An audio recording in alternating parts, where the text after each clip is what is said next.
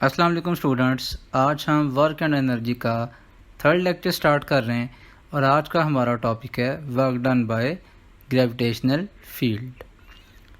First of all आज के lecture पे एक नज़र कि आज हम कौन कौन से टॉपिक्स को कवर करेंगे। Conservative and non conservative fields के लेक्चर पे एक नज़र कि आज हम कौन कौन से टॉपिक्स को कवर करेंगे। Conservative and non conservative field, इस कॉन्सेप्ट को हम अंडरस्टैंड करेंगे। उसके बाद कंजर्वेटिव फील्ड को हमने करना है डिस्कस।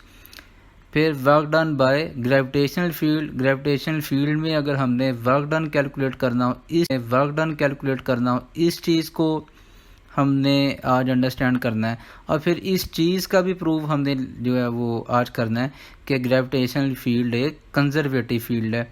उसके बाद जो है वो वर्क डन की हम कैलकुलेशन करेंगे, इसी में इस चीज़ का प्रूव आ जाएगा कि ग्रेविटेशनल फील्ड एक जो है वो कंजर्वेटिव फील्ड है। और एंड में अगर इसका अल्टरनेट प्रूफ हमने देखना हो तो वो भी हम इस चीज़ को आज इंशाल्लाह अंडरस्टैंड करेंगे। सबसे पहले conservative and non conservative field. Conservative field कौन सी फील्ड है, नॉन कंजर्वेटिव फील्ड कौन सी है।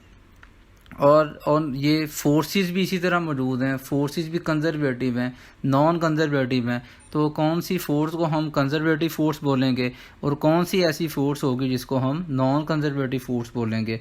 तो a field is said to be conservative if the work done in it is independent of the path followed।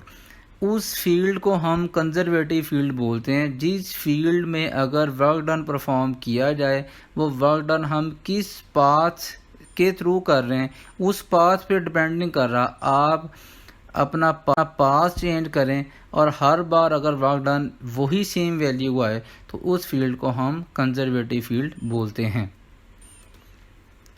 दूसरा, इसको अंडरस्टैंड करने का हमारे पास ये भी एक डेफिनेशन होगी, the field in which work done along the closed path is zero.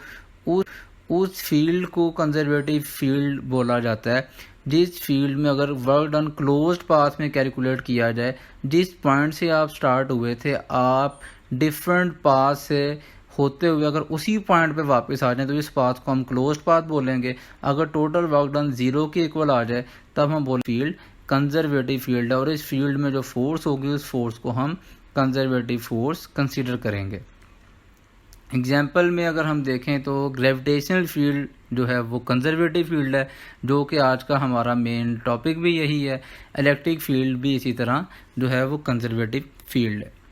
Non conservative field, इसके अगेंस्ट अगर हम उस चीज़ को अंडरस्टैंड करें, a field is said to be non conservative if the work done in it is dependent of the path followed. अगर हम path change करें तो वर्क डन की वैल्यू भी चेंज हो जाए तो ऐसी फील्ड को हम नॉन कंजर्वेटिव फील्ड बोलते हैं, क्योंकि यहाँ वर्क डन पाथ पे डिपेंड कर रहा है। आप अगर पाथ चेंज करेंगे तो वर्क डन की वैल्यू भी चेंज होगी। दूसरा बात अगर हम देखें तो ये भी हम कह सकते हैं the work done along the closed path is non zero. इस फील्ड में अगर क्लोज्ड पाथ में अगर वर्क डन करेंगे तो वो ज़ीरो के इक्वल नहीं फील्ड है जी। तो मैग्नेटिक फील्ड एक नॉन कंजर्वेटिव फील्ड है। और फोर्सेस की बात करें तो frictional force non conservative force है, क्योंकि फ्रिक्शन की फोर्स सरफेस पर डिपेंड कर रही है। अगर आप पाथ चेंज करेंगे तो पॉसिबल है कि फोर्स ऑफ फ्रिक्शन भी चेंज हो, तो इस वजह से वो फोर्स नॉन कंजर्वेटिव फोर्स है। कंजर्वेटिव फील्ड, अब अगर हम कंजर्वेटिव फील्ड जो कि आज का हमारा जो है वो टॉपिक है तो उसकी अगर अब बात करें, हम एज्यूम करते हैं कि हमने एक ऑब्जेक्ट को ए पॉइंट से बी पॉइंट तक लेके जाना है।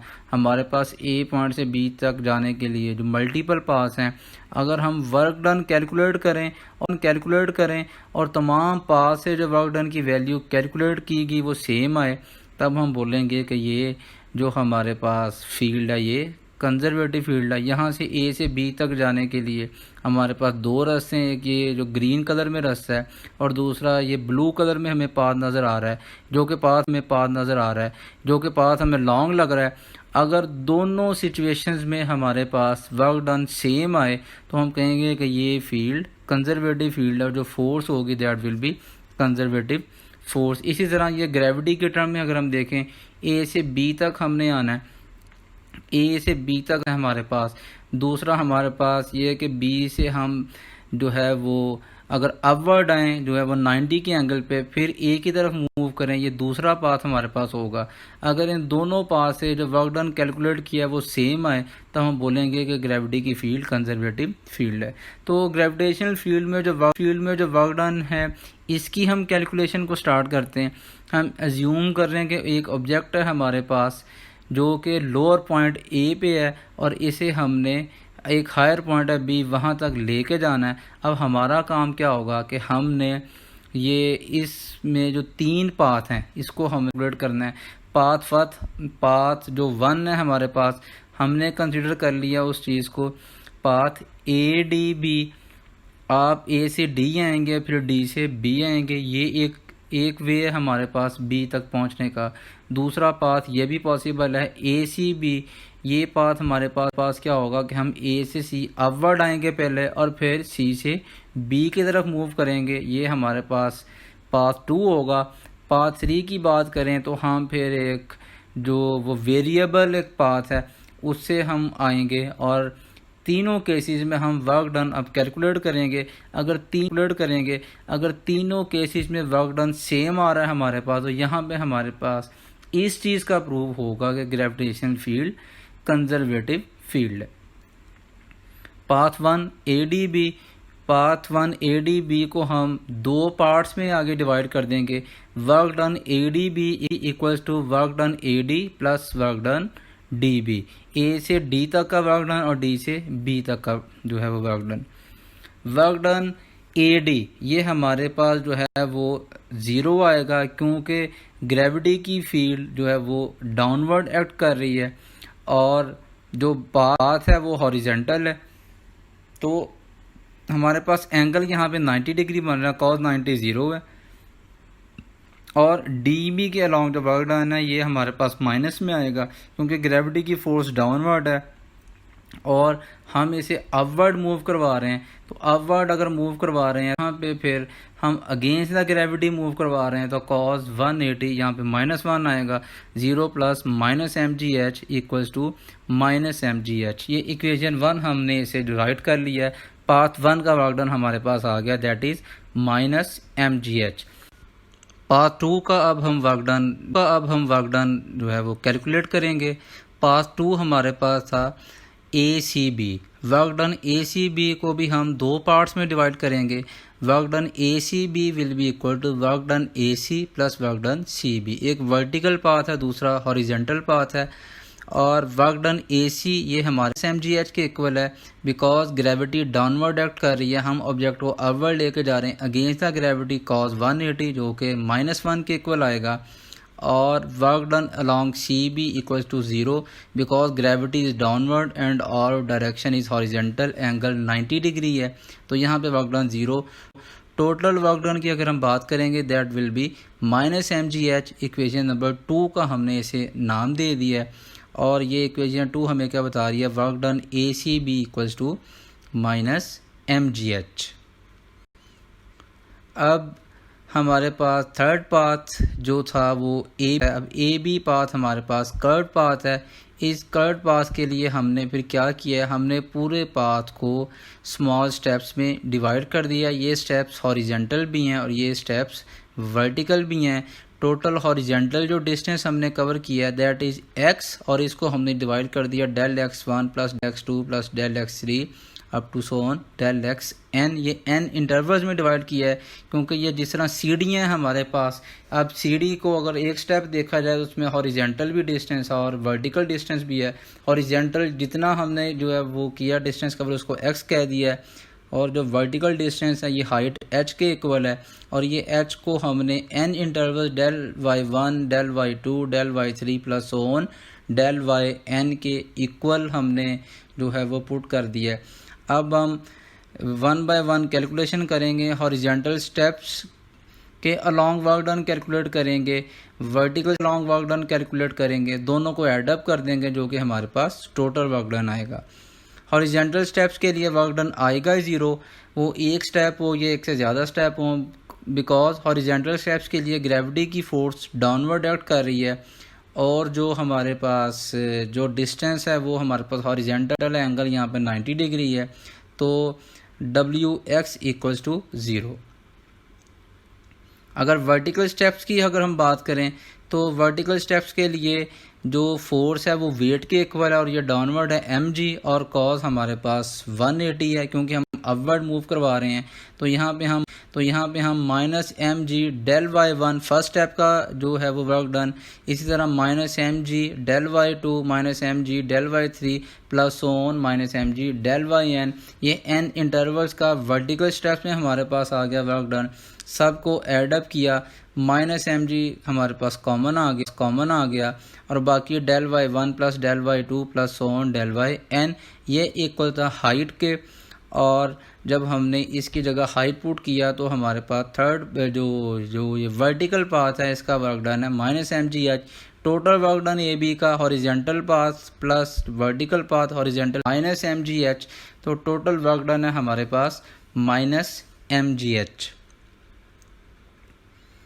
इक्वेशन 1 2 3 तीनों को अगर हम जो है वो एनालाइज करें तो यहाँ से हमारे पास क्या चीज़ जो है वो प्रूव हो रही है कि तीनों पास से वर्क डन सेम है। इसका मतलब है कि gravitational field is a conservative field, क्योंकि हमने कंजर्वेटिव फील्ड की डेफिनेशन ये की थी अगर वर्क डन पाथ पे डिपेंड ना करे, वर्क डन पाथ से इंडिपेंडेंट हो, जो कि हमने यहाँ पे इस चीज़ को जो है वो कैलकुलेट भी किया है कि work done A D B, work done A C B, work done A B तीनों सेम है। तो यहाँ से इस चीज़ का प्रूव हो गया कि gravitational field is a conservative field.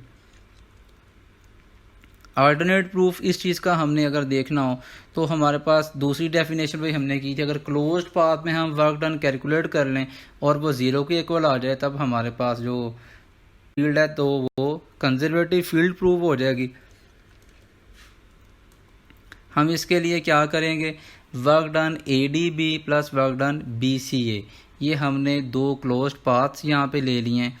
A D B ये एक पाथ है, फिर बी सी ए ये हमारे पास दूसरा पाथ है। ये हमारे पास टोटल जो हमारे पास पाथ बनेगा that will be A D B C A, ये टोटल हमारे पास एक पाथ बनेगा। इस पाथ का अगर वर्क डन ज़ीरो के इक्वल आ जाए तब इस चीज़ का प्रूव आ जाएगा कि जो ग्रेविटी की फील्ड है that is conservative field. Work done A D B equation 1 इससे पहले हमने इस चीज़ को एवेल्यूएट किया है, माइनस एम जी एच के इक्वल है। उसके बाद वर्क डन बी सी ए को दो पार्ट्स में हमने कर लिया जो है वो divide, work done B C plus work done C A. B C के अलॉन्ग वर्क डन ज़ीरो है क्योंकि ग्रेविटी की फोर्स और जो हमारा जो ये है डिस्प्लेसमेंट ये परपेंडिकुलर है, cos 90 ज़ीरो होगा। वर्क डन सी ए प्लस एम जी एच आएगा क्योंकि हम सी से ए डाउनवर्ड मूव ऑब्जेक्ट को करवाएंगे, ग्रेविटी की फोर्स भी डाउनवर्ड होगी तो वर्क डन पॉजिटिव आएगा, दैट विल बी ये work done B C zero और C A M G H. अब हमने दोनों को जब एडअप किया work done B C A हमारे पास एम जी एच आ गया, work done A D B plus work done B C A that is minus M G H plus M ji H equal to zero. Work done closed path में हमारे पास zero आ गया, यहाँ गया कि gravity की field conservative field है। उम्मीद है कि आपको आज की वीडियो जो है वो पसंद आई होगी और आज के वीडियो